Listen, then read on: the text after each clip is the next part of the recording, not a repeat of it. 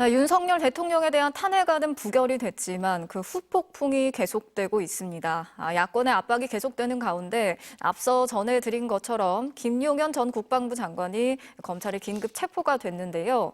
자, 대통령실을 연결해 보도록 하겠습니다. 구승은 기자 나가 있습니다. 자, 구 기자, 대통령실 분위기는 어떻습니까?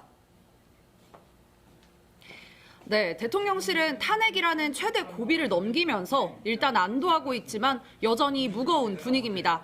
대통령실은 12.3 비상계엄 사태를 윤 대통령과 함께 주도한 인물인 김용현 전 국방장관의 긴급 체포 소식에 아무런 입장을 내지 않고 있는데요.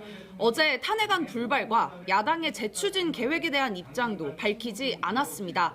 다만 윤 대통령이 어제 담화에서 법적 정치적 책임을 회피하지 않겠다고 한 만큼 내란죄 혐의와 관련해 검찰, 경찰, 또 공수처의 수사를 대비하고 있을 걸로 보입니다.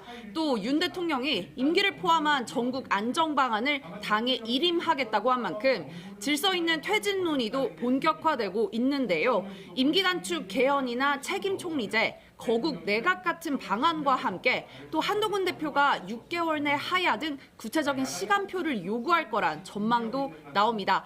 다만 이 대목에서 대통령실과 충돌할 여지가 있습니다. 한 대통령실 관계자는 당이라는 의미는 한동훈 대표 혼자가 아니라 당 중진과 시도지사 등 모두를 의미하는 것이라고 했는데요.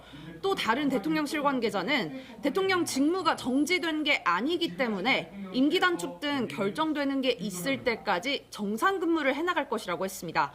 이 말은 어제 담화가 당장 이선 후퇴를 말하는 게 아니라는 뜻으로도 해석이 되죠. 대통령실 참모 개개인의 생각일 수는 있지만 윤 대통령의 임기 완수 의지가 강한 것 아니냐는 의심이 드는 대목입니다. 하지만 검찰 수사가 본격화되고 있고 또 야당이 탄핵을 될 때까지 밀어붙이겠다고 한 상황에서 국정 동력을 회복할 수 있을진 미지수입니다. 네, 조만간 한덕수 총리가 한동훈 대표를 만나죠. 또 오후 2시엔 임시 국무회의를 개최한다고 밝혔는데요. 새로운 소식이 전해지면 또 전해드리겠습니다.